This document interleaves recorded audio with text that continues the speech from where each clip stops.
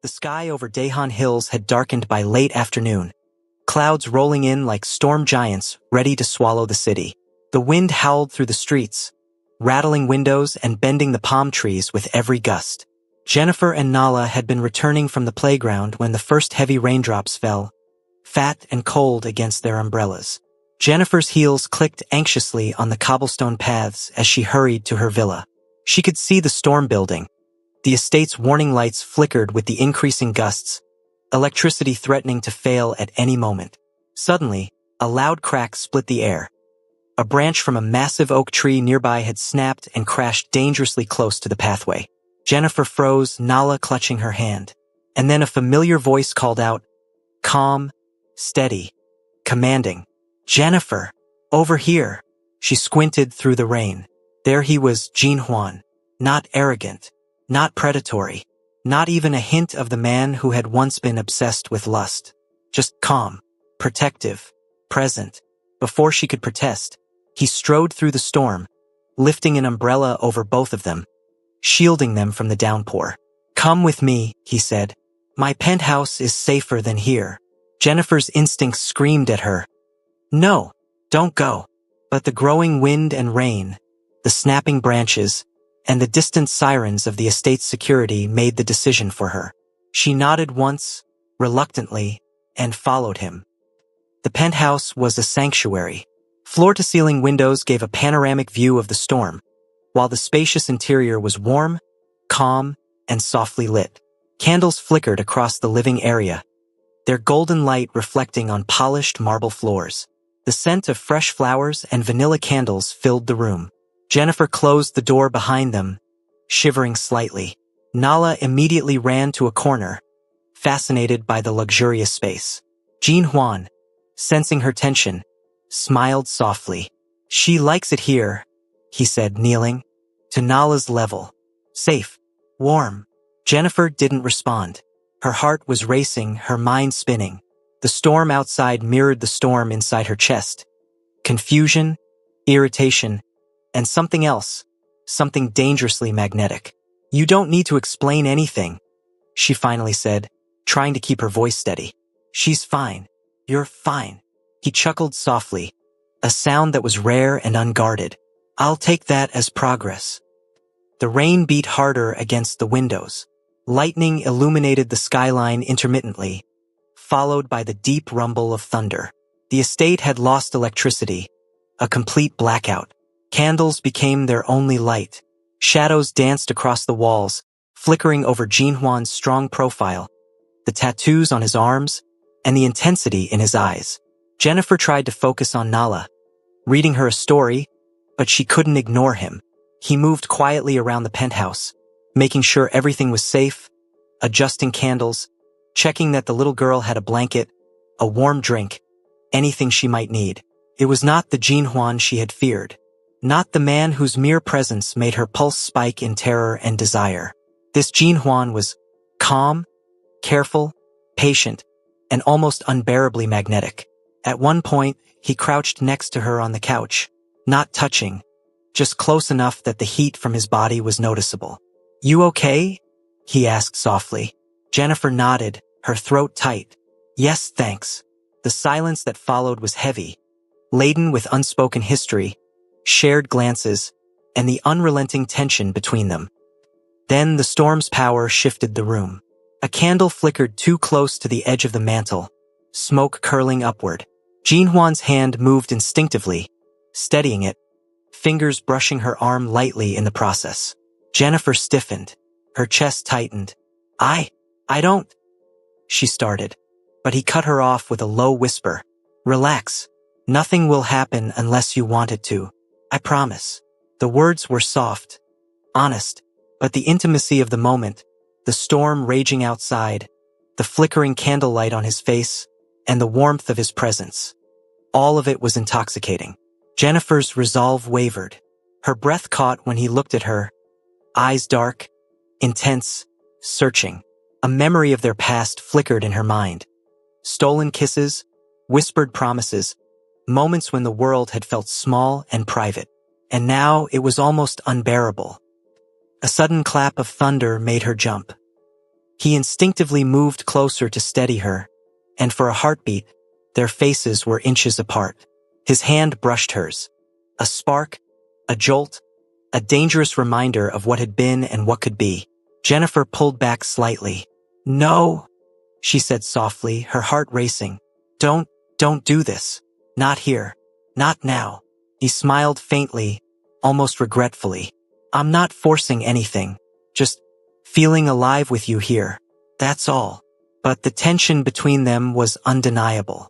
The storm outside mirrored the storm of desire inside the room. Candlelight reflected in her eyes, making him pause, almost lose himself in the intensity. He noticed something he hadn't seen before. A faint scar on her wrist from when Nala had accidentally scratched her during play. Small, human, delicate. And it struck him, seeing these imperfections, that life had been hard, but she had endured, protected, survived. And that made her all the more irresistible. Hours passed. The storm didn't relent. The electricity flickered on briefly and went out again. Jennifer poured tea for herself and Nala, trying to distract from the tension that seemed to thicken with each passing minute. Jean Juan sat across from them, calm, but every now and then his gaze flicked toward her. Soft, intense, patient. He didn't speak of love or obsession. He didn't brag. He just existed there in her space, showing that he could be trusted, that he could care, that he could protect. And Jennifer, for the first time since the incident at the playground, allowed herself to notice him. Not the man she feared, not the Mafia lord she despised, but the man who had once loved her and, somehow, still did. A flash of lightning illuminated the room fully. Her eyes fell on him. Long hair tied back, tattoos hidden under the long sleeves, eyes dark and piercing. And in that moment, she almost kissed him. But she didn't. She pulled back, heart pounding, body trembling, mind screaming. "No," she whispered. I can't. Not again." He nodded, understanding. No words, no excuses. Just acknowledgement, respect, and that intense, silent hunger that didn't need consent to exist, only patience. Later, when Nala had gone to sleep on the couch, Jennifer noticed something else. A small glimpse of his back as he moved to adjust a blanket scars. Marks from battles, from survival, from the life he had endured to become who he was today. Proof that the man before her had changed. Proof that this wasn't the reckless, arrogant boy from the beach. Proof that he had lived, fought, and survived. And that he had come for her, not for lust, but for something deeper. And that realization shook her more than any kiss could have. The storm continued through the night. Rain battered the windows. Lightning flashed. Candles flickered in the darkness. And in the silence that followed, Jennifer realized something terrifying. She was no longer afraid of him. Not completely. Not yet. But she was captivated. And she knew that this night, this storm, this closeness, was only the beginning. Something dangerous, magnetic, and inevitable was coming. And for the first time in years, Jennifer didn't want to run. The morning after the hurricane, the city was drenched in sunlight, the streets glistening with puddles reflecting the chaos of the night before. The storm had passed, but its traces lingered, branches broken, leaves scattered, and the faint scent of wet earth in the air. Jennifer sat on her balcony with Nala playing quietly on the floor, absorbed in her dolls. She thought she had left the storm behind, both outside and within. She was wrong, because Jean Juan hadn't left. Not really. He arrived at her villa mid-morning, unannounced as always. But today there was a difference. No gifts, no grand gestures, no intrusion. Just him, calm, controlled, and yet undeniably magnetic. Jennifer noticed immediately. The way he moved, even casually, carried the weight of his presence. The kind of presence that made a room feel smaller, hotter, electric. "Good morning," he said, voice low, almost husky from the night storm and the lack of sleep. "Morning," Jennifer replied curtly, but her heart betrayed her. It raced. Her pulse jumped. She didn't want to admit it, but she had missed this, the tension, the danger, the unspoken pull. They sat in the living room. Nala was occupied, humming softly to herself. Jennifer tried to focus on work, her laptop open, fingers typing mechanically. But she couldn't ignore him. Not the way he sat across from her. Eyes dark, calculating, patient. "Jennifer," he said suddenly, leaning forward slightly. "I need to be honest. I can't keep pretending I'm calm, that I'm distant. I've tried. But being near you, watching you, it's unbearable." Jennifer stiffened. "Jinhuan, don't." But he didn't stop. He rose slowly, each movement deliberate, controlled, yet charged with intention. "I know you don't want a man in your life. I know you've built this world perfect, calm, independent. And I respect that. But I can't pretend. I won't pretend anymore." Jennifer swallowed hard. You're going to make this complicated. You always do." He smiled faintly, almost regretfully. "Then let's make it simple. No love, no promises, just you and me.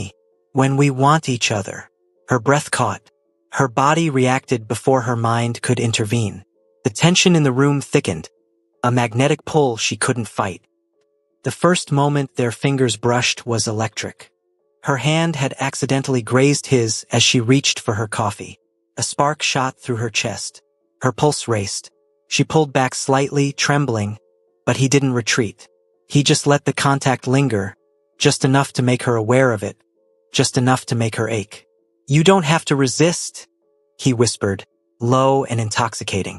"Not here. Not now." Jennifer's breath hitched. She wanted to argue, to push him away, to maintain control. But her body betrayed her.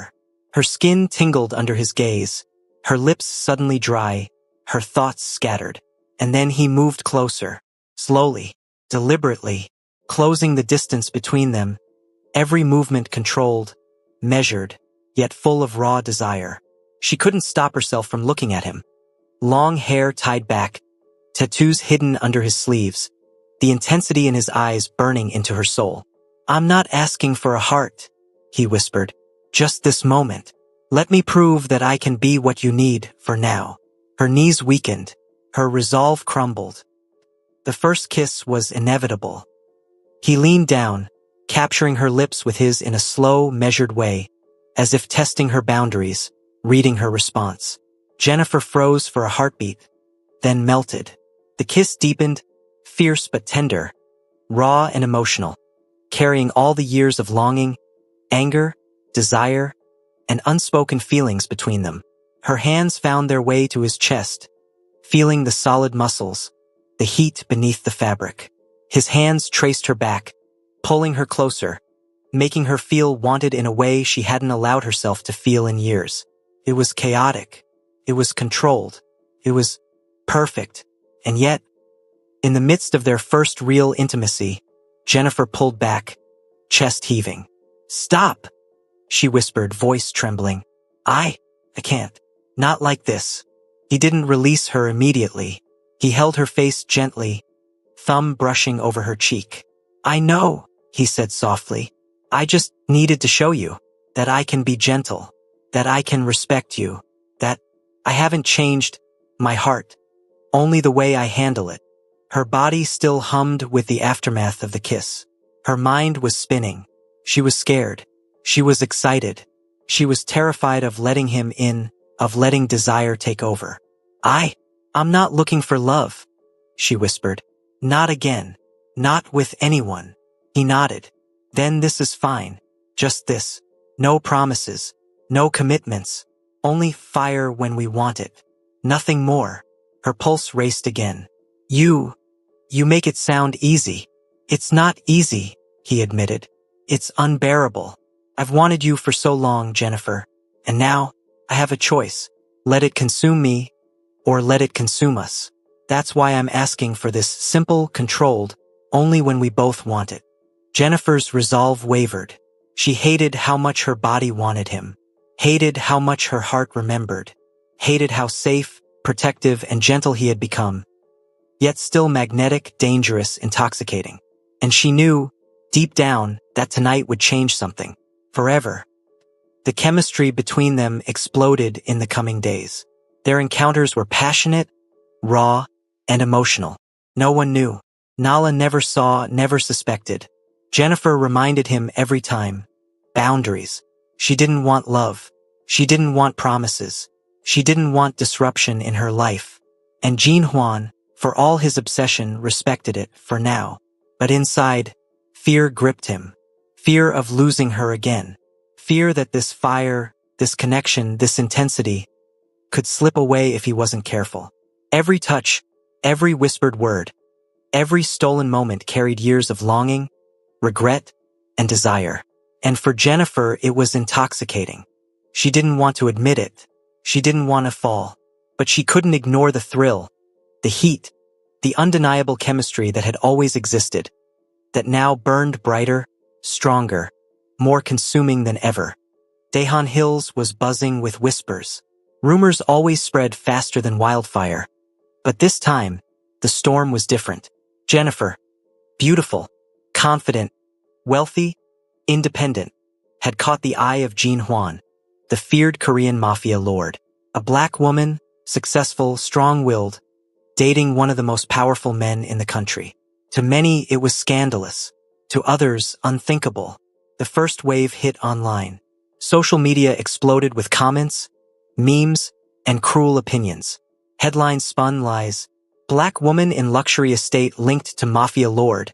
Is she safe? Mafia's girlfriend or trophy wife? The truth behind Jennifer's life. Daehan Hill's shock. Chable lord seen with foreign woman and child. Jennifer didn't check her phone. She didn't read the messages. She refused to let it seep into her world. But Nala noticed her mother's tension, the flicker of irritation whenever someone called or texted. Jean Huan, of course, noticed too. He had expected Jennifer to be immune to gossip, but this wasn't just gossip. It was venom aimed at her, at Nala, at everything she had built, and it infuriated him. By mid-morning, he appeared at her villa, calm, composed, but with an edge that made the estate security tense. Jennifer saw him before she even opened the door. Jean Huan, she said sharply, trying to keep her composure. You're not helping. I'm here because I need to protect you, he said simply. His eyes darkened with a dangerous intensity. Do you know what people are saying? What they're writing about you? About Nala? Jennifer folded her arms. I don't care. Let them talk. He stepped closer, voice dropping low, dangerous yet controlled. You think it's that simple? They're not just talking. They're threatening. They want to destabilize your life, Jennifer. And I won't let them. Her heart skipped. She hated the tension, the power he carried, but a part of her, the same part that had melted under his gaze during the hurricane, felt comforted, protected, safe. That afternoon, the rumors reached the estate staff. Whispers filled the halls. Security guards exchanged knowing glances. Estate neighbors called, some polite, some rude. Jennifer handled it with grace, ignoring the jabs, brushing off the questions. But Jean Huan's presence was constant, unwavering. He stood at the edge of her life like a silent sentinel, ready to strike anyone who dared cross a line. When a neighbor had the audacity to comment about Jennifer's choices and her position online, Jean Huan's intervention was subtle but terrifying. A warning call, a few words. The neighbor shut down immediately. Jennifer watched, conflicted. She didn't want this life for her daughter. She didn't want danger lurking around every corner. She didn't want the mafia lord protecting her like this. And yet, every time Jean Huan's presence made the threat stop, she felt relieved. That evening, as the sun set over Daehan Hills, Jennifer made her decision. She called Jean Huan to meet her in her living room, Nala playing quietly in her room. Sit down, she said firmly. He obeyed, but his expression was unreadable. Calm, controlled, dangerous. I've been thinking, she began, voice steady but tinged with emotion, about everything. The public, the whispers, the threats, the chaos. He nodded slowly, waiting. I can't let this life, your life, the dangers, disrupt Nala. Or me. Or my peace. I've worked too hard to create a life where I control my world. And being with you, romantic, intimate, whatever it is, it's too risky. His expression faltered for the first time ever so slightly. Pain flashed in his dark eyes. But he didn't interrupt. He waited. So, I'm ending it, she continued. The romantic part. The emotional part. We can't. It's too dangerous. For me. For Nala. He exhaled slowly, leaning back. The tension in his body was still there, but he controlled it. Slowly he nodded. Understood, he said quietly. I can't. Won't argue with that. I respect your decision. But his voice dropped lower, softer, vulnerable. I won't stop wanting you. Jennifer's chest tightened. She hated the fire he carried in those words, hated the magnetism, hated that she had felt it all along. I know, she whispered, but that's not enough. Not for me. Not for Nala. He reached out, gently taking her hand. The touch was calm, patient, protective.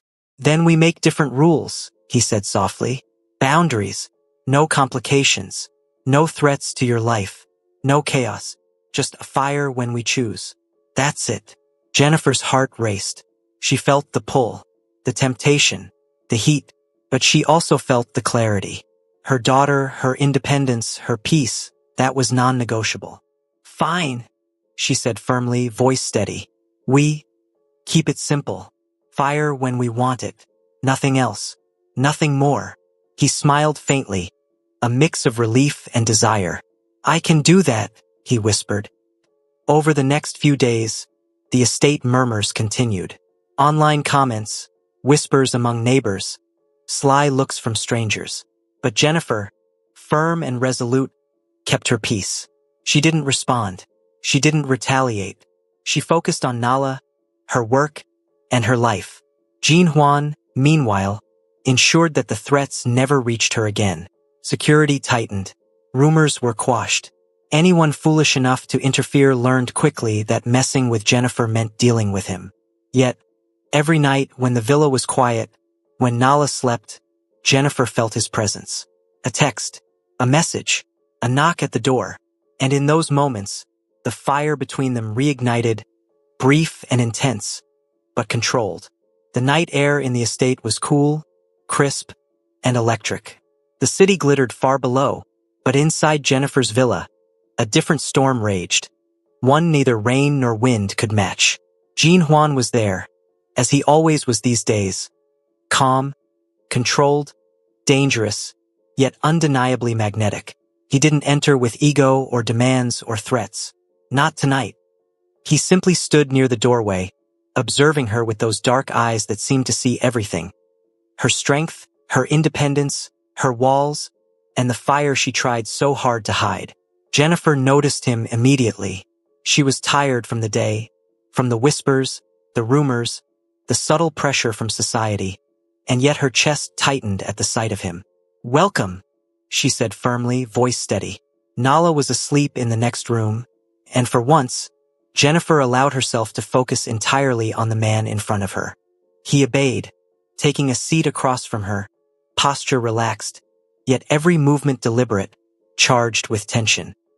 I've been thinking, Jennifer began, fingers nervously fidgeting with the hem of her shirt, about us, about everything we agreed on, about the fire we have. He nodded slowly, waiting, patient. That was one of the things that made him so dangerous and yet so intoxicating. I don't think if we should really continue, I've worked too hard to build my life, she said, eyes fixed on the floor. I need stability. I need control. And you're a storm I can't contain. He let her words hang in the air. His jaw tightened, but his expression softened. I know, he said quietly, and I won't interfere, not unless you allow it. But he leaned forward, voice dropping to a low, velvety whisper. I can't stop wanting you, and I won't stop protecting what matters to you. Jennifer's pulse raced. She hated how much she wanted him, how much heat his presence created. She hated how easy it was for him to disarm her, even when she had built walls around her. Her heart. I know, she whispered, but that's not enough. Not for Nala. Not for me. Not for my peace. He reached across, brushing her hand lightly. The touch was gentle, tender, protective. Then we can be meeting once in a while. Her breath hitched. The temptation, the pull, was almost unbearable. But she nodded, firm, resolute. Fine, she said. No complications, no drama, just fun. He smiled faintly, a dangerous mix of desire and relief. I can live with that, he whispered. The night deepened. The villa was quiet except for the subtle hum of the city below. Jean Huan moved closer, careful, patient, respecting the boundaries she had set. Their first touch that night was electric. A brush of fingers, a lean of a shoulder, the faint pressure of his body near hers. No words, just tension, anticipation, and fire simmering beneath the surface. You're still dangerous, Jennifer whispered, voice low, almost breathless. And you're untouchable, he replied, eyes darkening. That's what makes it exciting. She tried to resist, but her body betrayed her. She leaned in, letting herself feel, just for a moment. Their lips met, slow, deliberate, and consuming. It wasn't reckless. It wasn't messy. It was controlled chaos. Passion restrained by respect. Desire tethered by boundaries. Hands traced, hearts raced, breaths mingled. The fire between them erupted in stolen touches, whispered words, and longing glances. Each moment was intense, yet carefully navigated. Jennifer reminded him softly, firmly, of the rules. Nala, peace, boundaries. He nodded, lips brushing hers. Always, he whispered. I won't break that. Hours passed. The candlelight flickered across the room, casting shadows on their entwined bodies. Fire blazed between them, passionate and raw, but never threatening the life she had built. She let herself enjoy it. Just the fire, just the heat, just him. No promises, no obligations, just controlled mutual desire. And in those hours, Jennifer felt something she hadn't allowed herself to feel in years. Alive, free, desired, powerful. Jean Huan, for all his fear of losing her, respected every boundary, every hesitation, every rule she set. And that made her crave him even more. Every touch was consensual. Every kiss was intentional. Every whisper carried years of longing and tension. By dawn, they were both exhausted, bodies and hearts racing. They sat together, silent, catching their breath, watching the first light creep across Daehan Hills. Jean Huan looked at her, dark eyes softening, voice low, reverent. I know this isn't forever, but for this, for us, I'm yours, only yours, when you want it.